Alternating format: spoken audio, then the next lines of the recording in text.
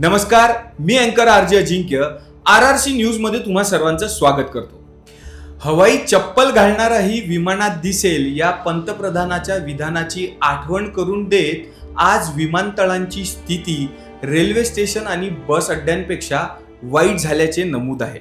विमानतळावरती गरोदर महिला, अंत्यसंस्कारासाठी राख घेऊन जाणारे लोक आणि लग्न समारंभ चुकवलेले प्रवासी यांची विमानाअभावी होणारी धावपळ, 65% अधिक मार्केट शेअर असलेली आणि 8,000 कोटींहून अधिक नफा कमावणारी इंडिगो कंपनी या अराजकतेसाठी जबाबदार आहे का?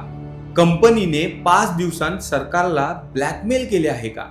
3 डिसेंबर 2025 पासून उड्डाणे बंद झाली, कोट्यावधींचे नुकसान झाले आणि गरीब माणूस विमानात उडू शकतो या विश्वासाची हार झाली. सुरुवातीला ऑपरेशन कारणांमुळे फ्लाईटला उशीर झाला आणि कॅन्सल झाले असे मेसेज प्रवाशांना आले.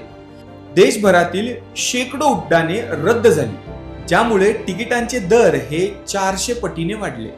ही कोणतीही नैसर्गिक किंवा तांत्रिक समस्या नव्हती, तर इंडिगोची जाणबुजून केलेली रणनीती होती. याचे मूळ कारण DGCA चे नियम.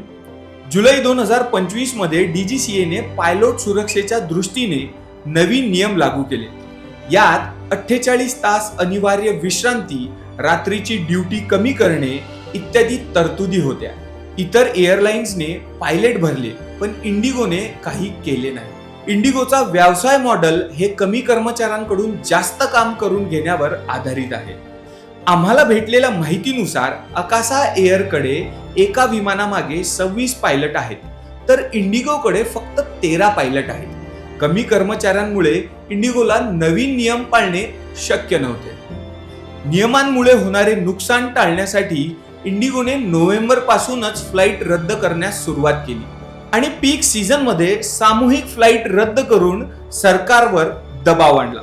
5 दिवसानंतर 7 डिसेंबर 2025 रोजी नागरिक उड्डाण मंत्र्यांनी प्रेस कॉन्फरन्स घेऊन प्रवाशांच्या गैरसोयीमुळे नवीन नियमांना पुढील आदेशापर्यंत स्थगिती देत असल्याचे जाहीर करावे लागले.